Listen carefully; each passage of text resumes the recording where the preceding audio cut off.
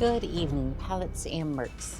Today we're going to be covering Canonical Frog's video, Why Do We Love Autocannons? I've had a fair bit of experience with autocannons, not too much, but I've had my fair share of fun with them. I'd love to see how this gets dissected and how this applies more to Battletech. So go ahead, grab your snacks, grab your drinks, and let's roll the film.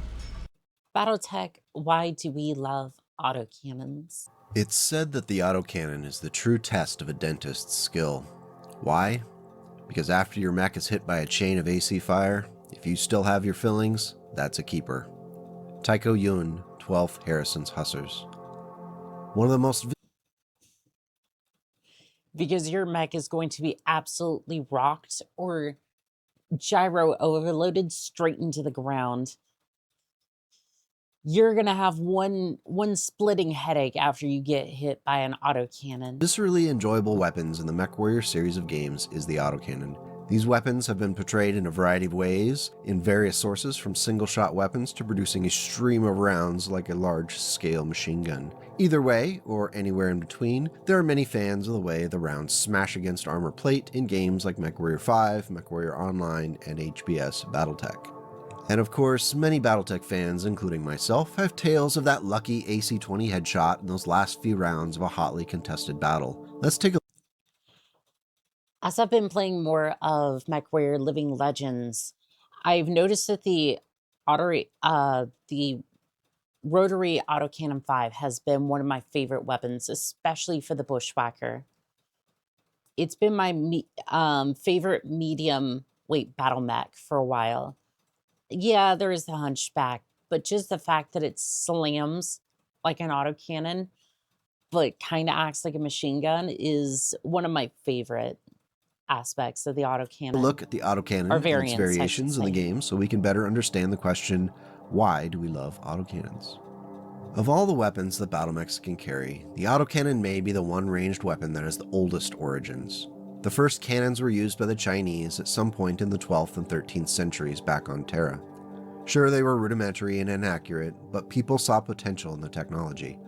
Over the course of hundreds of years, the cannon was refined from firing solid shot to a cased round, like with the famed artillery batteries in the First World War.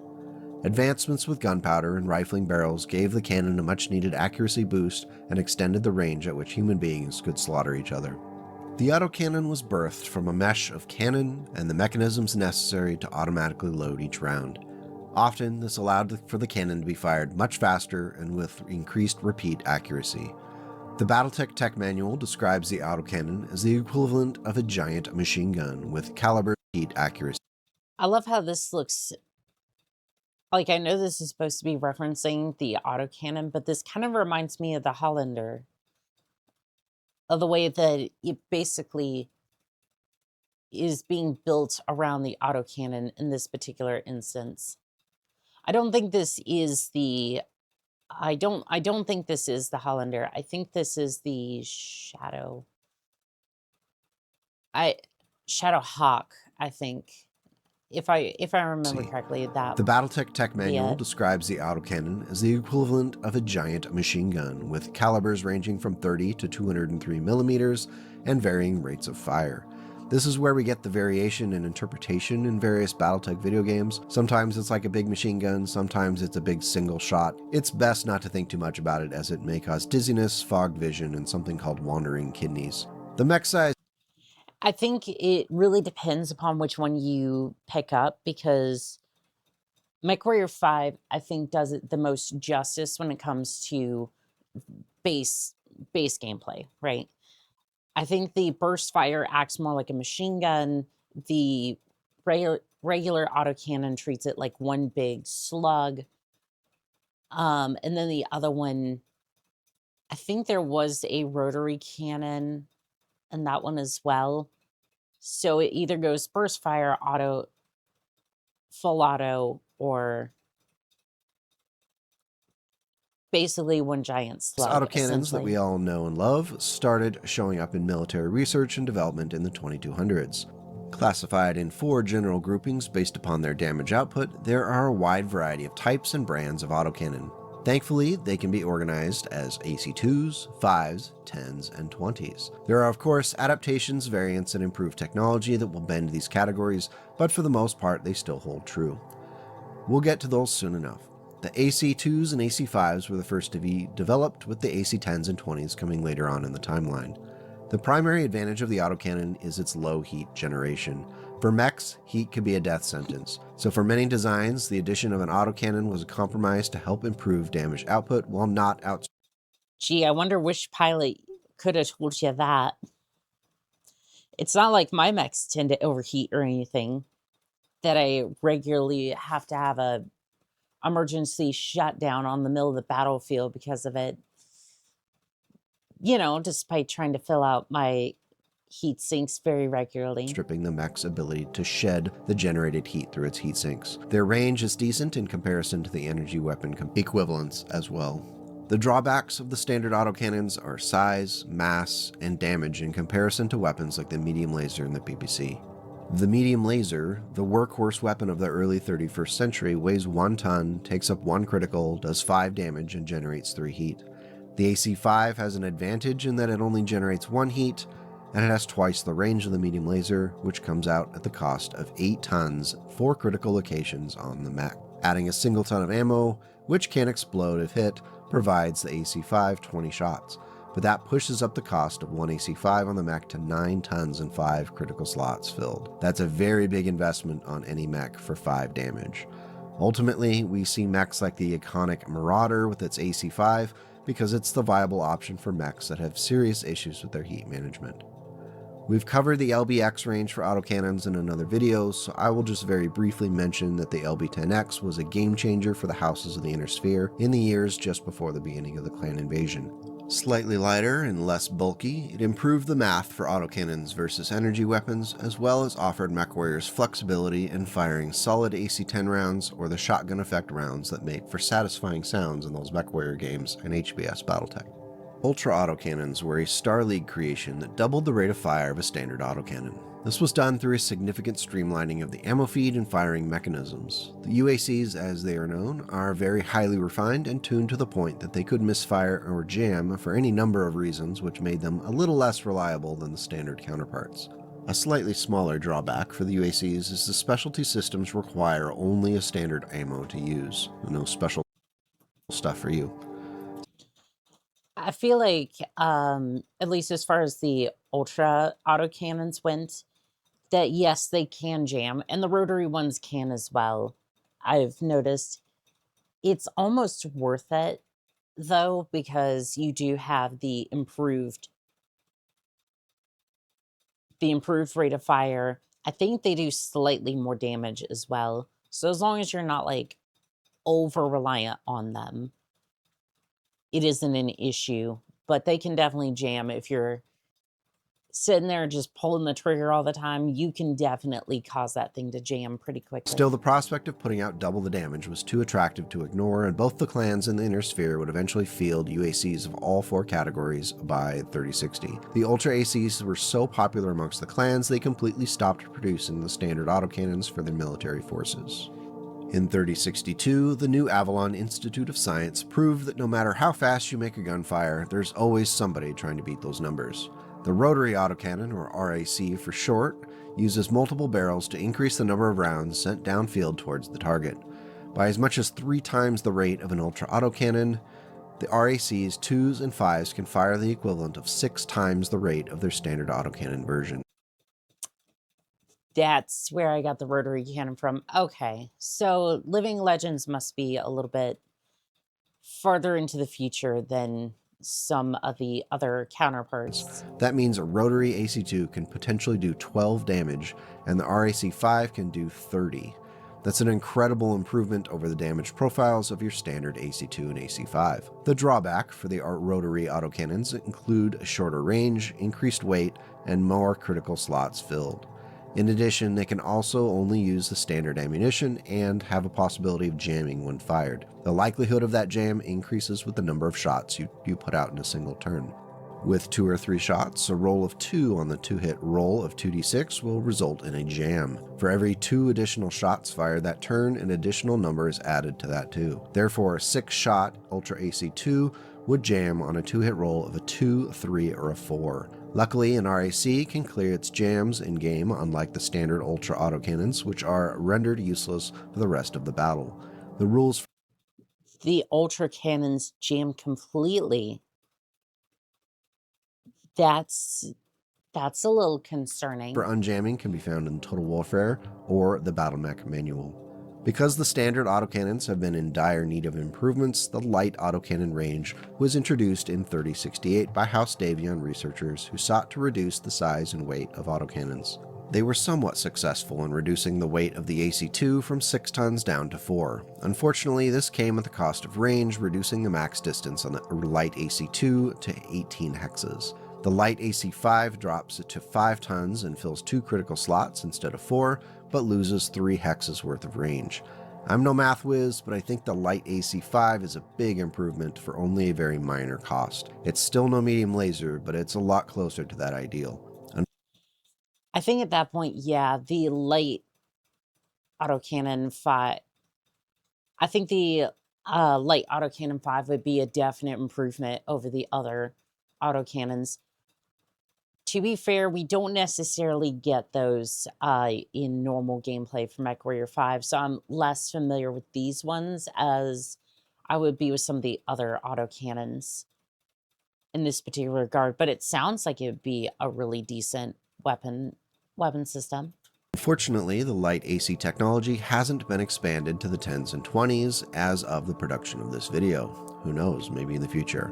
I shudder imagining the implications of a lighter and more compact AC-20. The clans have largely not bothered with the light autocannon tech, as their UACs are already better than what the inner sphere has yet mustered.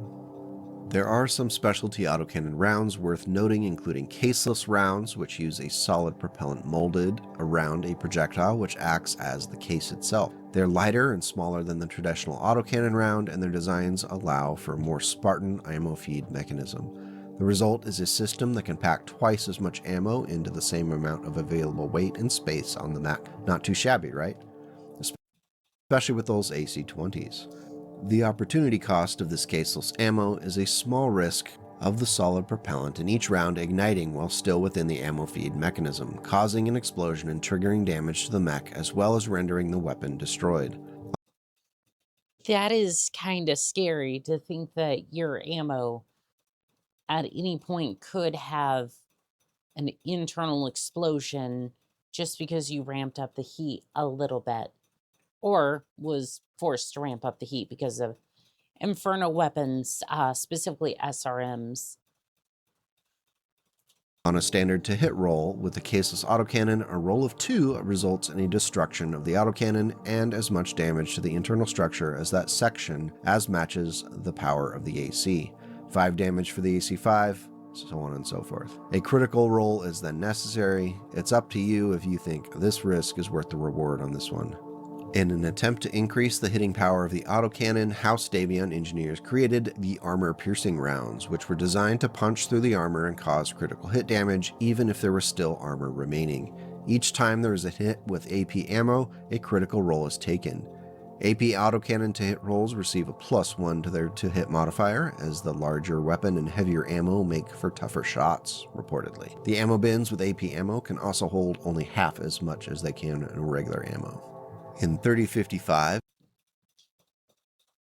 I think the armor-piercing rounds would be a decent choice, considering, like, there are a lot of risks to that, but at the same time, I think the armor-piercing rounds would be a decent choice. The fact that you can only hold, like, half of what you originally had is kind of concerning, though. in an effort to make life even more dangerous and miserable for infantry, House Davion developed flechette ammunition for use in standard autocannons. Instead of firing a stream of rounds, flechette rounds spray shards of metal at incredible speeds. They tear through small vehicles, light buildings, and yes, the lowly foot soldier with ease.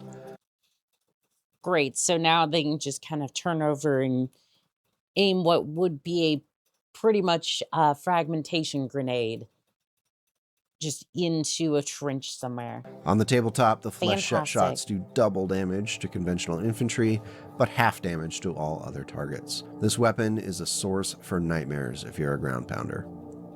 Precision autocannon rounds started showing up across the Inner Sphere in 3062 following their developed by House Davion scientists. Each round incorporated electronic guidance, fuel, and a small gyrojet system to slightly correct the trajectory during flight toward the intended target. This improved the accuracy of the weapon and made it slightly easier for mech warriors to hit a running target. On the tabletop, precision autocannon shots have up to a -2 impact on the target movement modifier in a to-hit roll. This could help significantly in hitting those mechs that never seem to stop running around the map being irritating. Looking at you, Locust. The downside of PA rounds is their mass, which takes up twice as much space in the ammo bin.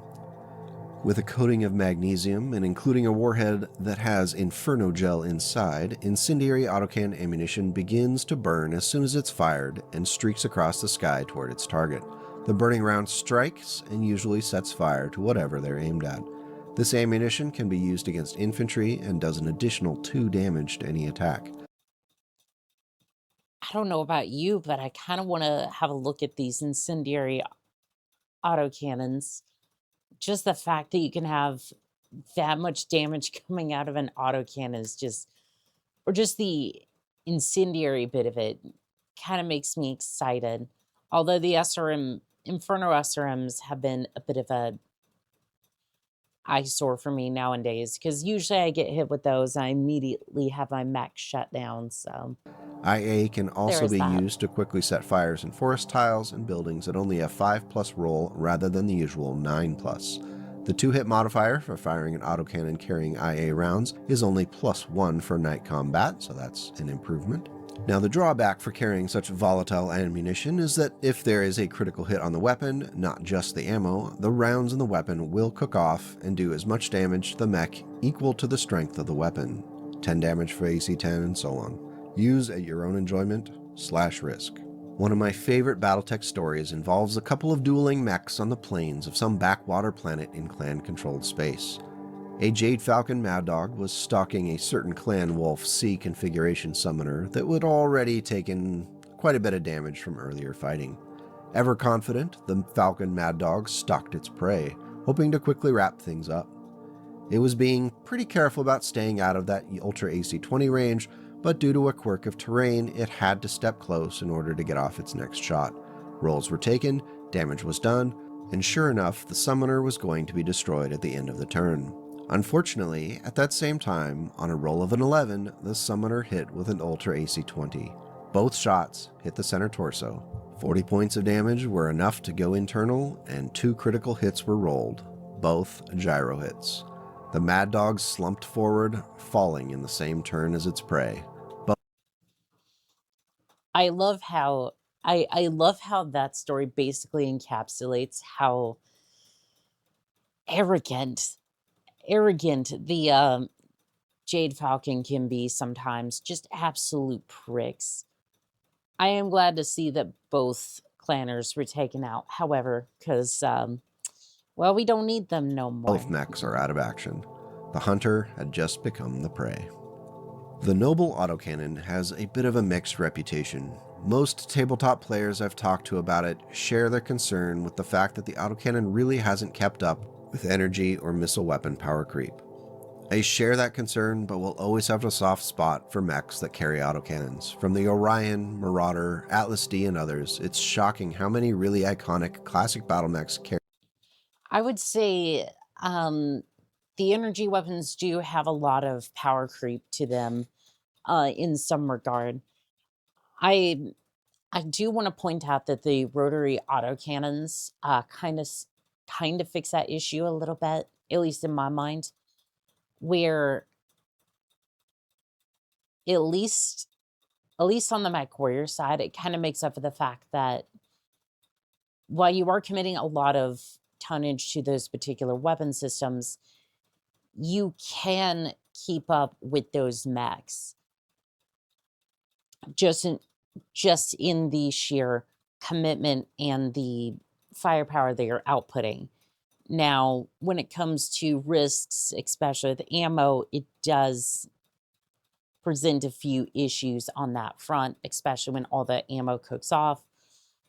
You explode, and that's going to be a very bad day for you. I would say that it does have its pros and cons. Carried at least one sure. autocannon. I think this has to do with the times before double heat sinks were a thing, and that really boosted energy weapon viability. So to answer the question, yes, I think on the inner sphere side, like, I think it would have been less prevalent had double heat sinks remained with 3 critical hits, critical slots instead of the 2 for the clan variants.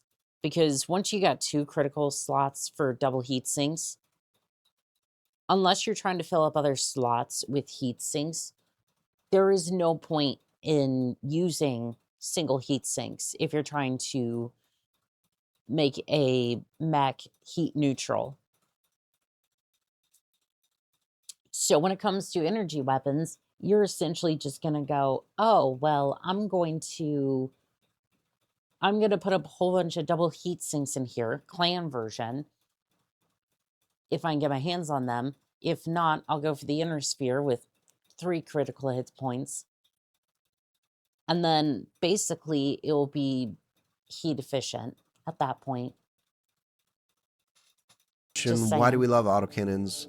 I'd say that they're a viscerally enjoyable weapon because they call on a memory of a much more primitive way of war, where the most advanced technology was to throw something at your enemy as hard as possible, and then later fired out of a cannon with gunpowder. The next time I build an Ebon Jaguar variant, I'm probably going to throw in a couple of UACs just to see what happens. Do you have a favorite autocannon-based mech that has defied the trend to go energy and missile? Has the flechette ammunition ruined a battle for you? Let me know in the comments below, and we can keep the conversation going. Thanks for watching today's video.